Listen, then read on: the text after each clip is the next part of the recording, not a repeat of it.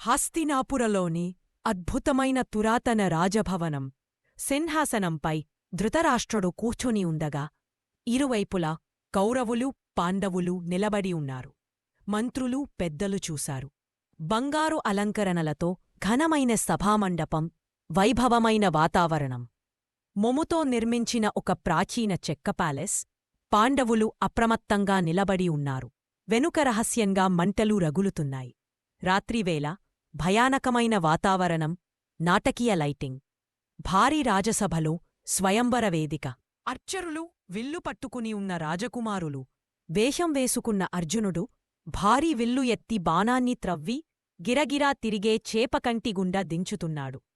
ద్రౌపదీ ప్రశంసగా చూస్తుంది. పండుగు వాతావరణం. హస్తినాపుర రాజసభలో దుర్యోధనుడు, శకుని పాషా ఆట ఆడుతున్నారు. యుధిష్ఠిరుడు ఆందోళనతో ఉన్నాడు.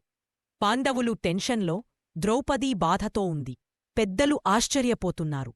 నాటకీయ హావభావాలు. ఔనవుల సభలో దుశ్శాసనుడు ద్రౌపదీ చీర లాగుతున్నాడు. శ్రీకృష్ణుడు తన దివ్యకాంతితో అంతులేని వస్త్రాన్ని విశాలమైన కురుక్షేత్ర యుద్ధరంగం. వేలాది సైనికులు, ఏనుగులు, గుర్రాలు, రథాలు వరుసగా నిలబడి ఉన్నాయి. అర్జునుడు, కృష్ణుడు బంగారు రథపై నిలబడి శంఖాలు ఊదుతున్నారు. ఉదయరాగం. నాటకీయ దృశ్యం. రథపై అర్జునుడు దిగులుగా కూర్చొని ఉన్నారు. కృష్ణుడు దివ్యమూర్తిగా గీతబోధలిస్తున్నాడు. ఆయన చుట్టూ ప్రకాశవంతమైన ఆభా ఉంది.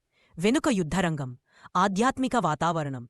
బాణాల మంచంపై భీష్ముడు, అర్జునుడితో పోరాడుతున్న కర్ణుడు, సైన్యానికి ఆదేశాలు ఇస్తున్న ద్రోణవన్. ఆయుధాలు ఎగురుతున్నాయి. ధూళి, అగ్నితో యుద్ధభూమి నిండిపోయింది. సినిమా స్థాయి వైభవం. యుద్ధం ముగిసిన తరువాత కురుక్షేత్రరంగం. పాండవులు విజయోత్సాహంతో నిలబడి ఉన్నారు.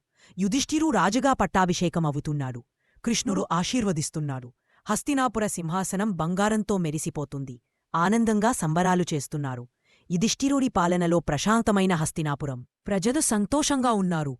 పచ్చని పంటపొలాలి, దేవాలయాలు, సంపద, శాంతి నిండిన రాజ్యం. ప్రకాశవంతమైన దివ్యకాంతి. మరిన్ని కథలు వినాలంటే సబ్స్క్రైబ్ చేయండి.